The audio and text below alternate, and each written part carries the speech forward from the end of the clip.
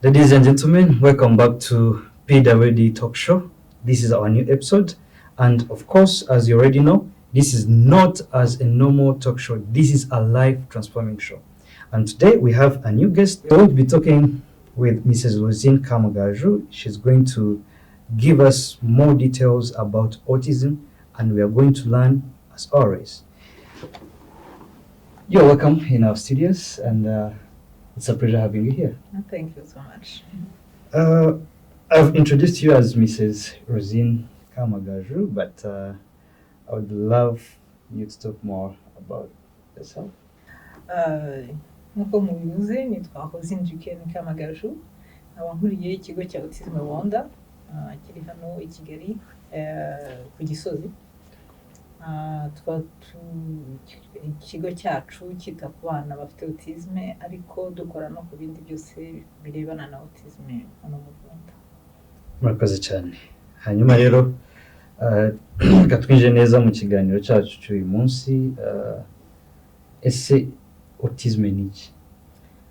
Icyo ni ikibazo cyiza cyane. Autism ni iki? Mbese ni nkaho mumbajije se ni iki cyakwerekana autisme, umuntu yamenya gute autisme? Autisme mbese ni mu Kinyarwanda sinzi uko nakivuga, ariko ni haba harimo trouble du développement y'umwana ukuntu yakuze. Kigaragara cyane ukuntu umwana mu mivugire y'umwana cyangwa se mu mibanire y'umwana muri societe cyangwa imyitwarire ye muri societe. Ni ibintu bitatu. Aho rero umwana ukuntu yitwara, ukuntu agira ibibazo byo kuvuga, niho umuntu abonera ko hari ikibazo gishobora kuba ari icya autism. Icyo navuga ni uko autism umuntu ayivukana, ntabwo umuntu isa nyuma, umuntu arayivukana. Umwana avuka ari autist. Ikaboneka cyane cyane umwana ageze nko mu myaka 2, aho niho itangira kuboneka, abantu bakabona ko abakagira diagnostic ishaka kuvuga ko umwana afite autism. Ariko na mbere y'imyaka 2 umuntu abantu bazi ibyo autism bashaka kubona ko umwana afite autism. Urakoze cyane. Bavuze ko umwana ayivukana bikagaragara cyane cyane ku myaka 2. Kugera kuri iki gihe hari n'umuti ushobora kwivura cyangwa abari ikintu azabana nacyo ubuzima bwe bwose? Kugira ngo umuntu abyumve, abantu bavuga ngo ni autiste, ni nkaho baba bari mu isi yabo. Ni nkuko dufite isi y'abautiste tukagira n'isi y'abatari abautiste. Abautiste rero igituma twebwe tubabonamo ikibazo nuko hari ukuntu bitwara, twebwe tukabona ko ari ikibazo gikomeye, ko batitwara nkuko twebwe muri societe itari abautiste twifuza ko babaho. Autism ntivurwa. Igikorwa ni ukwita kuri wa mwana kugira ngo noneho tumugarure cyangwa tumugorore bya bindi kwa kundi yitware nkuko twe tubyifuza, nkuko societe yacu byifuza. Kenshi nkuko nari mbabwiye, mu myitwarire y'umwana hari usanga umwana ibintu akora abantu babibona ko bati si umwana ibintu akora ni ibiki. Umwana ugasanga arakubagana cyane, ariruka, aragira iki, agakora utugeste tudasanzwe, urashaka kubona umwana yiruma cyangwa yababaye akikubita. Ugasanga umwana afite utuntu areba ku ntoki ukagira ngo intoki ze zanduye. Iyo ni imyitwarire umuntu akabona ko hari ikintu kitagenda neza. Cyangwa imivugire, umwana akageza ku myaka 5 ataravuga mama, ataravuga papa, ukabona ari wenyine mu isi, ukabona ntatabona abandi bantu. Cyangwa se ukabona umwana yabona abandi bana ntabasange ngo agende bakinane, ukabona nta nicyo bamubwiye abandi bana. Ibyo ni ibimenyetso byerekana kenshi ko umwana ari mu isi ye. Noneho rero uwo muti mwarimu wajije ntabwo ari umuti tumuhanguravura, ahubwo no kumukurura, umuvana muri ibyo bintu, muri iyo si ye arimo, tumuzana tumwereka uko akwiye kwitwara.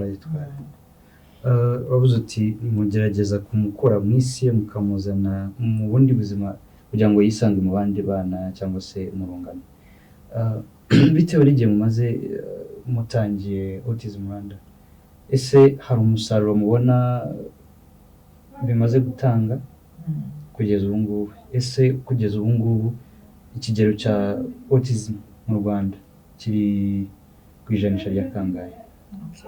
Ikibazo cyiza. Kuva twatangira hari umusaruro tumaze kubona. Icya mbere ni uko nk'uyu munsi turi hano turavuga autism. Ko mbere yuko dutangira gukora autism Rwanda nta muntu wavuga autism, nta muntu wari uyizi. Niyo n'umuntu wayivugaga avuga ati ibyo bintu ntabwo bibaho. Iyo ni umusaruro wa mbere kubona ubu ngubu dushaka kuyivuga, amateleviziyo akavuga autism, akavuga ko abo bantu ari ukubitaho, abantu bafite autism ari ukubitaho. Uwo ni umusaruro wa mbere. Uwa kabiri ni uko dufite abana twitayeho ubu ngubu bageze ahantu hashimishije. Iyo ubona umwana ahantu wamuvanye naho ageze umuntu arishima. Ikindi navuga, iyo twe dukora ibyo ntabwo tubikora twenyine, tubikorana n'ababyeyi. Uwo musaruro rero naho twavuga nuko ababyeyi bamaze kumenya kandi bavuga ati niyo wabonye undi muntu ufite ibimenyetso, undi mwana ufite ibimenyetso, bamushishikariza kugenda bati reba ahangaha, babafashe, babagira inama. Aho kugira ngo kera baramufataga bakamuhisha, umuntu akagira nkaho ari igisebo, ariko ubu ngubu bati hari ahantu ashobora gufasha umwana kandi kumufasha birashoboka.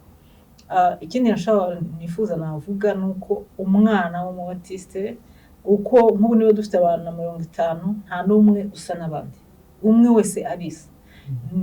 Ni nk'uko natwe mu isi yacu nta n'umwe usa n'undi, nabo niko bameze. Umwe wese afite ibibazo bye, umwe wese afite ubwenge bwe, kandi no kumufasha ntabwo umufasha nk'uko uriya wundi wamufashije. Umwe wese arihariye cyane. Ku bwayo makuru maye nari nkubajeho wenda kwijanisha mu Rwanda ubu ngubu uvuze uti wenda ni 5% cyangwa bihagaze bite mu Rwanda? Icyo rero niyo mbogamizi dufite, ariko nabyo turabikemura muri iyi minsi, kuko turabikoraho kugira ngo tumenye umubare w'abantu baba bafite autism hano mu Rwanda. OMS yigeze kuvuga ko ari 1%. Ku isi ni 1% ari umu autiste. Ariko muri iyi minsi muri Amerika bamaze kwerekana yuko 2 kuri 68 bavuka ari aba autiste. Ubu nta byumweru 2 bishize hariho baravuga yuko 1 kuri 44 ari umu autiste. Aho rero bo baboneka mu bihugu. Iyo umwana avutse bahita bamukurikirana uko akura, bamugirira ama examen yose, babona na za sinye zose za autism, naho yaba afite imwe ahita ajya muri ya category. Ni ukuvuga ngo ubu ngubu mu bihugu biteye imbere babona umwana hakiri kare ko afite izo sinye, bamara kumubona bakamwitaho, kuko kumwitaho akiri muto bituma wa mwana atagira ibintu byinshi, kuko batangira kumwitaho bakamugorora hakiri kare, hakabaho na chance nyinshi ku mwana azatera imbere. Donc ubu ngubu mu Rwanda twasigara tuhagaze kuri ya statistique za OMS zivuga ko 1%, ariko wenda basanga dufite benshi. Ubu nta statistique turakora mu Rwanda, ariko turiho turabitegura. Urakoze cyane. Ugize kuvuga ko mu buryo mukorana n'ababyeyi. Ese kugera kuri uyu munsi kuva mwatangira, mubona ababyeyi bari kubyitabira, bari kuza bakabona ko ari ngombwa, etse ntabwo bikibatera isoni gusanga afite umwana wavutse ameze gutya? Buriya umuntu wese yashinze urugo abashaka kuzagira abana, burya hari process yose nyine umuntu avuga ati umwana wanjye azavuka ajye kwiga, mbese umuntu abona uko mu busanzwe uko umwana ateza gukura. Iyo hajemo ikibazo nibyo, kuko famille yose irahangayika, ababyeyi barahangayika, famille yose irahangayika. Harimo abo bigora cyane kandi byumvikana, nk'uko twese dutandukanye, hari ukuntu umuntu yakira ikibazo, kuko biba bijemo ikintu umuntu aba atarateguye. Hari ababyeyi nyine bagira izo nguvu zo kuvuga ati noneho dukora iki ko umwana ameze gutya, hakazamo noneho gushaka bwa bushobozi bukomeye. Iyo mvuze ubushobozi, ni ubushobozi bwo kwakira ko umwana wawe afite autism ukaba ugiye kumwitaho by'umwihariko kuko bisaba izindi nguvu ukaba uzi ko hari ibyo uwo mwana atazakora niba atagiye ku murongo bigasaba yuko uwo mwana hari ibintu by'umwihariko bigiye gusaba kurusha abandi bana kubyakira iryo jambo sinjya rirakomeye kurikoresha kuko ni ibintu bikomeye autism ntabwo yoroshye autism iragoye ariko hari ikindi umuntu avuga yuko umwana ababyeyi benshi bamaze kumenya ukuntu bita kuri abo bana kandi bikagira akamaro ku mwana iyo ababyeyi babafashije kwita kuri uwo mwana nk'uko twe tubikora mu kigo n'ababyeyi bagafata uruhare rwabo bagafatanya n'abarimu bigira akamaro gakomeye ku mwana. Nakoze cyane nashaka kubaza tugitangiye ikiganiro bavuze ko umwana yivukana ndetse bikagaragara ku myaka 2 akenshi ariko na mbere yaho hari igihe bishobora kuba byagaragaye ese kugeza ubu haba hari impamvu runaka izwi ishobora kwitera autisme ese umuntu ashobora kuyanduza undi cyangwa niba mu muryango umwe ari umwe uvutse no ntabwo wenda buze ngo wazabyara azavuka ifite kugira ngo umuntu abyumve neza hari kugira ngo umuntu habaho gene iri responsable iyo gene ndashobora kuba ngewe nyifite kandi nkabyara umwana udafite autism urashaka kuba uyifite ukabyara umwana udafite autism hari uwundi ushaka kuba uyifite akabyara umwana ufite autism bigaba rero biterwa n'iki hari ibyo bita ngo facteur d'environnement sinzi uko twabivuga mu cyongereza izo facteur d'environnement nizo ziza zigahura na ya gene bigatuma haza havuka umwana ufite autism ikintu rero kitaramenyekana neza ngo tuvuge ngo igitera autism ni iki nuko izo facteur d'environnement zitaraba bien déterminé ngo bavuge ngo nisi n'aba exemple abana b'impanga bashaka kuba abana b'impanga bakuriye mu nda imwe ahantu hamwe muri environnement imwe bakavuka umwe akaba autiste undi ntabe autiste donc ni ikintu rero ni mystère zitaraboneka ngo umuntu avuga ati autism iterwa iki ni iki ngiki. Murakoze cyane tugiye gufata umwanya muto w'akaruhuko hanyuma turazagarukana tugaruke mu kiganiro cyacu n'ice cya kabiri. Murakoze cyane.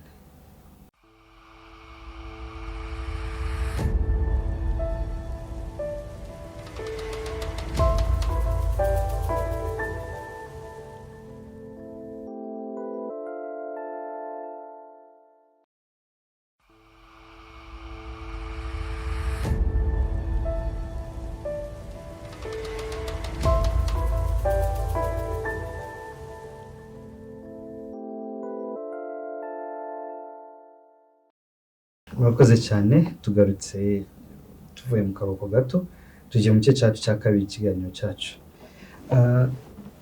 twari tugiye hari ibyo bamaze kumbwiraho ariko ubu ndashaka ko umbwire kuri Autism Rwanda ese kuri uyu munsi ni izihe serivisi mutanga kuva mwatangira? Dufite serivisi nyinshi. Icyambere twahereye twakira abana kugira ngo twerekane ko abana bateza kuva mu rugo hariho ukuntu gusa kubigisha hari methodology umuntu akoresha kwigisha abana nkuko navuga kose batandukanye donc hari icyambere twakoze no kwerekana ko abana dushaka kubitaho kandi bashaka kwiga bakamenya. Ikindi dutanga ama formation kugira ngo abantu bamenye autisme bamenye uko babitaho bamenye ko uwo mwana yumva hari abantu bavuga ngo ntabwo yumva gusa urumva ibyo mvuga tubamenye ko uwo mwana yumva kandi ari umuntu ufite capacité nkuko natwe tuzifite. Ikindi ubu turi mu kintu cy'ubushakashatsi turashyira ibintu en place kugira ngo habeho ubushakashatsi kuri autism muri societe yacu. Ikindi turiho turakoresha ikoranabuhanga kugira ngo umuntu ahari hose azabone service kuko niba tuvuze ngo hari 1% nuko ngo tuba dufite abantu barenga 100,000 abantu 100,000 kubigisha ntabwo ari ibintu byoroshye kuko harimo bamwe bafite autisme zikomeye cyane kugira ngo mubyumve nko mu ishuri iwacu niba dufite abana 4 mu ishuri tuba dufite nibura abakozi 3 ku bana 4 kuko abana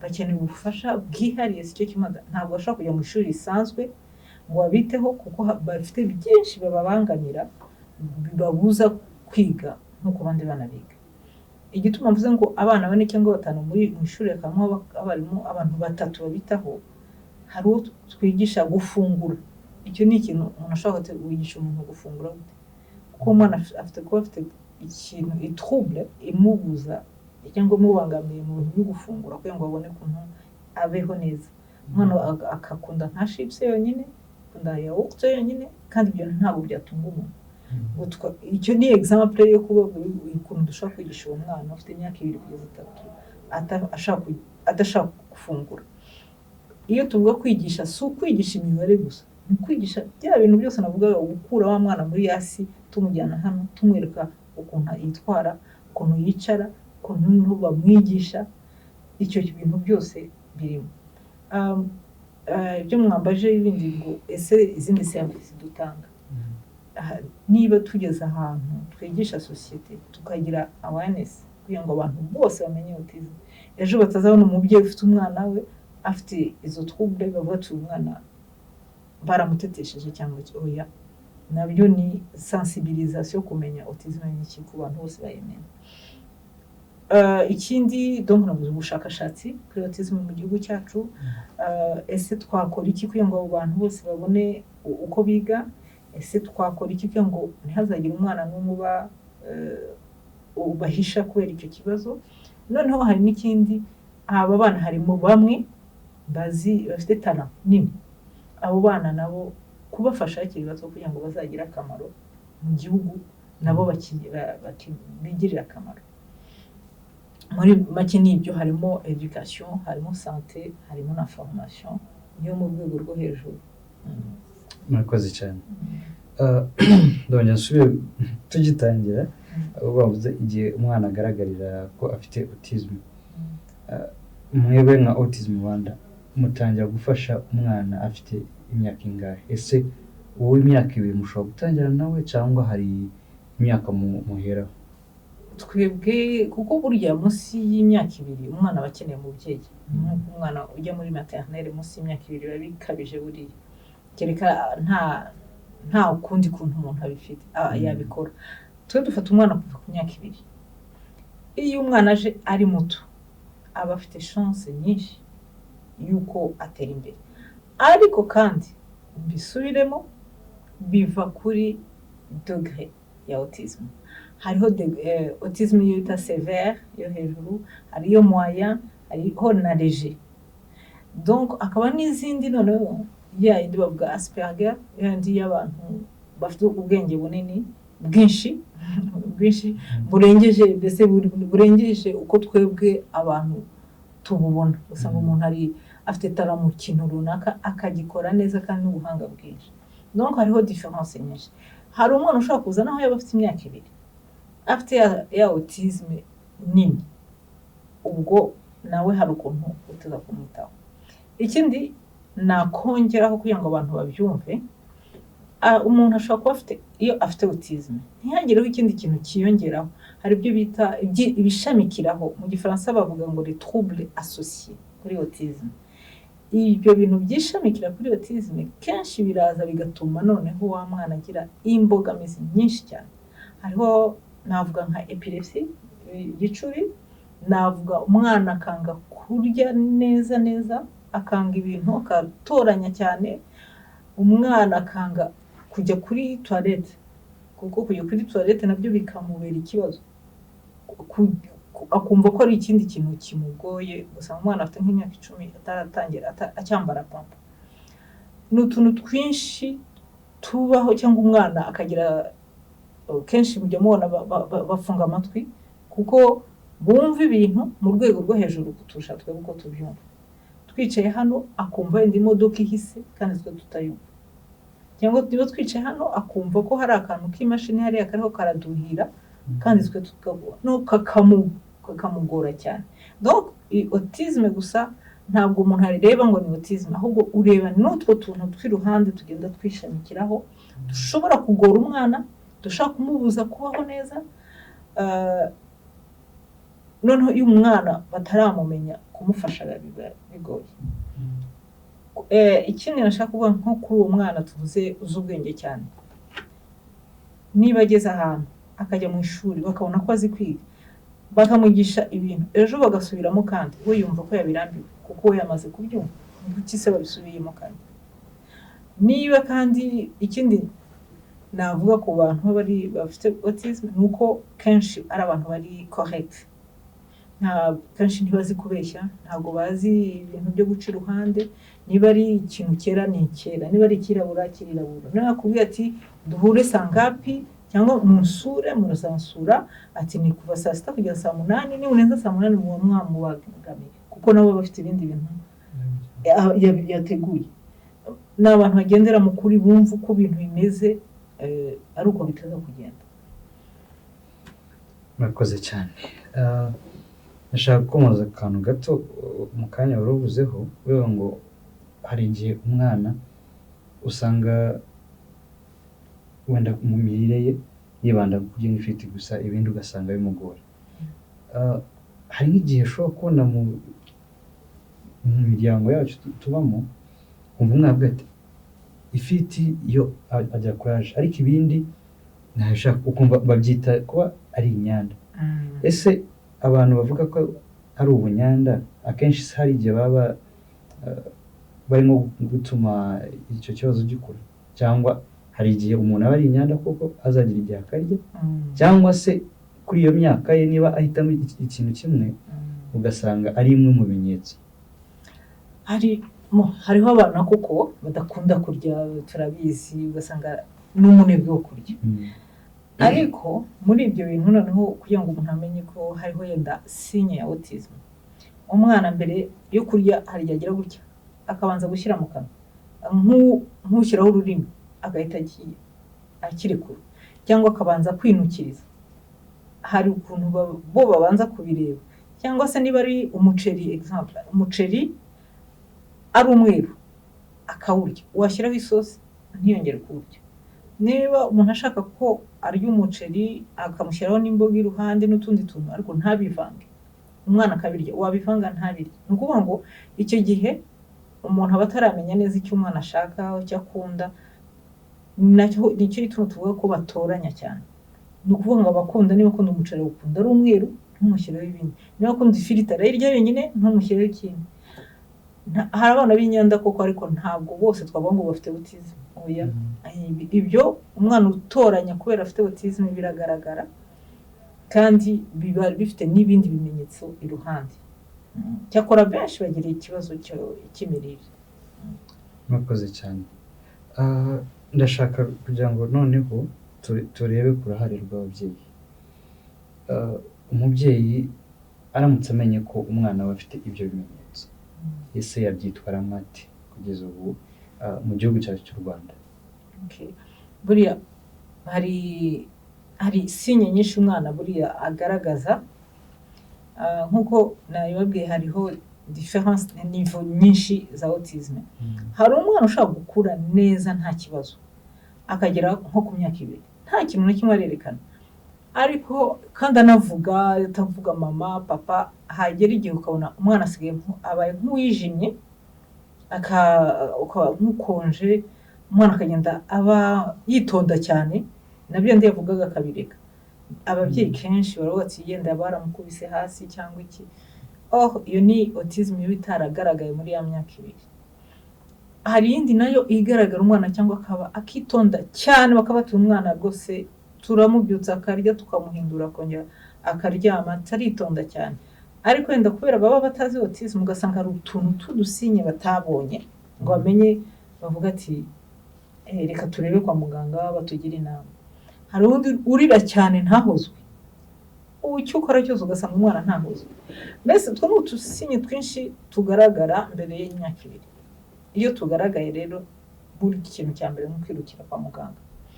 Iyo umuntu ageze kwa muganga baramubwira ati bakora ama examen yose mu mutwe bakareba ko yumva bakagira iki, kuko kenshi abana iyo tumakorana examen zo kugira ngo barebe ko bumva nuko umwana ushaka kumuhamagara ntakwitabe ngo cyangwa ahindukire ukajya ngo ntiyumvise kandi yakumvise. Donc kenshi rero bakora n'ama examen yo mu matwi bagasanga ibizamini byose ni byiza nta kibazo.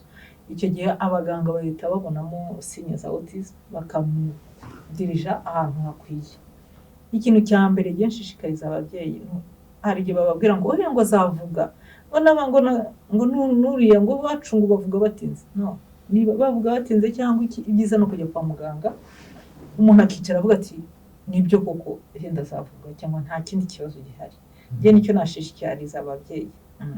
Ikindi kuko nkuko nababwiye bose baratandukana, hari igihe umuntu umubyeyi ubona hakiri kare ko umwana afite akabazo akagira impungenge akanatinya no benshi atinya no kujya kwa muganga. Ibyiza no kugenda abaganga umuntu akamenya hakiri kare ko hari ikibazo cyangwa kidahari, none umubyeyi akamenya ko bese ingamba afata kugira ngo yite ku mwana. Murakoze cyane. Turi hafi kugana ku musozo w'ikiganiro cyacu. Ubu ndashaka ko tuvuga ku mbogamizi muhura nazo kuva mwatangira kino kigo cya Autism Rwanda. Ni izihe mbogamizi kugera ku munsi wa none muhura nazo? Tugitangira twebwe imbogamizi twahuye nazo twagize abantu benshi. Twagize abantu benshi baza batugana, cyane cyane amafamiye aza, harimo bamwe baba badafite ubushobozi cyangwa se bakageraho umwana ubonaga ko hari ahantu wamugeza ariko ubushobozi bw'umubyeyi bukanga, ugasigara ubwo bavuga uturiye mwana iyo baza kumufasha yari kugeraho. Iyo ni imbogamizi ya mbere tubona, kuko autisme ni isaba nkuko nabivuze kare isaba ubushobozi ari ubwo amikoro cyangwa n'ubundi n'izindi nguvu zo gufasha umwana muri societe, kuko ni ingamba zikomeye zo gushaka amikoro zo kugira ngo uwo mwana abeho neza muri societe, ntumuhishe ntugire iki ahubwo urwanye ishyaka kugira ngo umwana abeho neza nk'abandi bana. Izo imbogamizi cyane cyane ni ku babyeyi bafite bisaba ingufu. Izo ngufu rero ariko babyeyi ariko natwe bitugiraho ingaruka. Ikindi nacyo cya mbere cyatugoye kwari kugira ngo umuntu wese umwumvishe ko umwana ufite autism akwiye kwiga kandi ari umwana usaba izo ngufu nkuko nazivuze ariko yagera ku kintu. Hari igihe usanga umubyeyi yarihebye kandi birumvikana, noneho bikamusaba za ngufu zo gushaka byandi byose navugaga bisabwa, ugasanga ni imbogamizi ari kuri twebwe, ariko babyeyi, ariko na societe. Ariko igikuru nuko turabigeraho, dufite vision nziza, dufite ibyo tumaze kugeraho, dukorana n'igihugu kuko igihugu kizi icyo kibazo cya autism. Ni ikintu gishimishije ubu ngubu. Murakoze cyane. Ndashaka rero none tubwire gato society yacu ukuntu yagakwiriye gufata abana, cyangwa se niyo ari umuntu mukuru warengeje igihe cyo kuva mu bwana yaramaze kuba mukuru, ni gute society yabana n'abo bantu bafite autism? Icyo ni ikibazo cyiza cyane.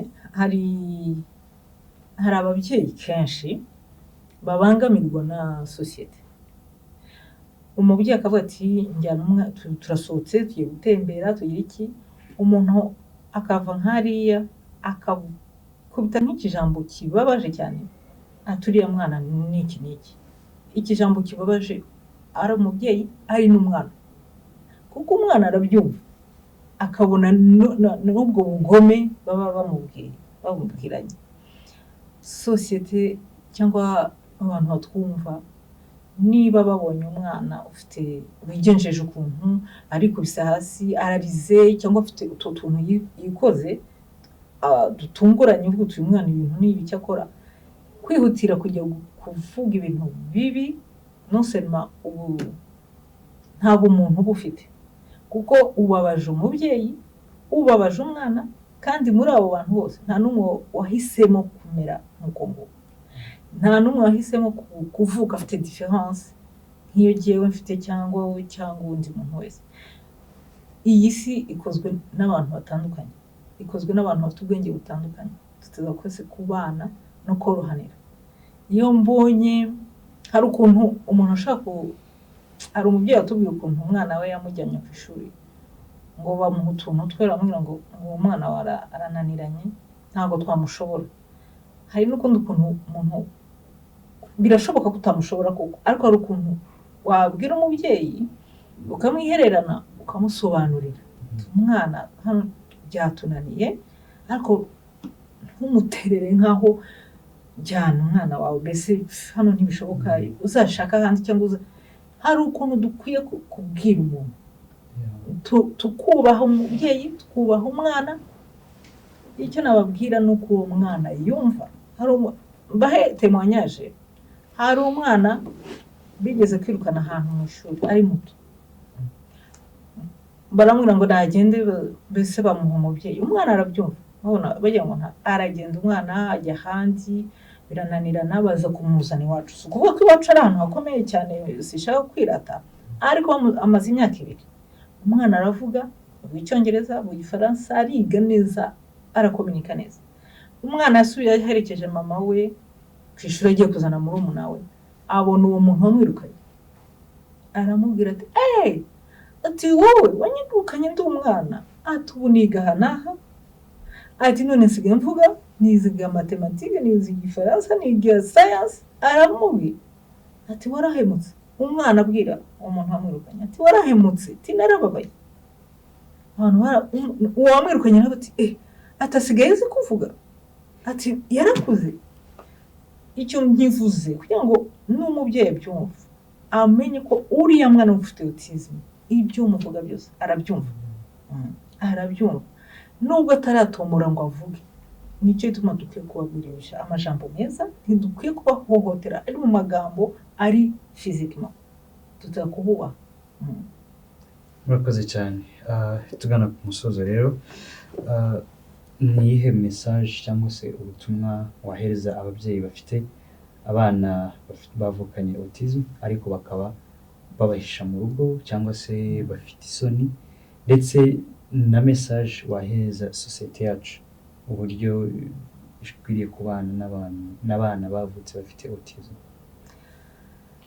umubyeyi burya ababyeyi bafite abana bavukanye autism ni biragoye kugira icyo ubabwira kuko umuntu utazi autism niwe watanga leçon ngo muzagire gutya muzagire gutya hariho autism zimwe abana bafite autism kubabona byonyine kuko kubafasha biba bigoye igituma kenshi bigorana nuko yenda umwana batamwumvise ngo bashobore kumufasha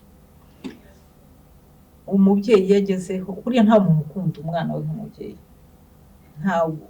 ntawe ariko iyo umubyeyi yageze aho afata umwana we akamuhisha buriya ni nk'aho aba ariho aramuproteja ati abo hanze batamukubita cyangwa na bya bindi bamutuka byandi bavuga bo bikaza byose kuri famiye kwiba batutse wa mwana batutse n'ababyeyi nabo bavindimwe bose ni famiye yose muri umubyeyi yageze aho ahisha umwana buriya nawe yabimugeze ahantu kure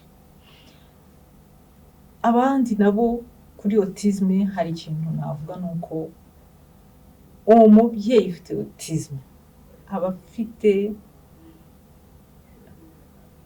ni akazi gakomeye kandi byose biba bivuye kuri ya degré ya autism navugaga hariho abantu b'autiste hano tubana nabo nta muntu uzi ko ari autiste barahari benshi shoko ndiwe mutanabibonye bari mu kazi bakora neza abo bagize imana bagafashwa cyangwa bagize imana batari bafite autism ikomeye ariko bandi bafite ikomeye ababyeyi bafite abo bana ni ukuri pe ntabwo ari ibintu byoroshye society yacu ikwiye kumenya ko icyo kintu kitoroshye tukababa hafi icyo umuntu wese sinzi icyo umuntu yavuga ngo kubafasha kuko iyo ubana n'abari abana hari uburyo ushaka kumva iki kiganiro akavuga ati si bari bazi ibyo mbamo hano.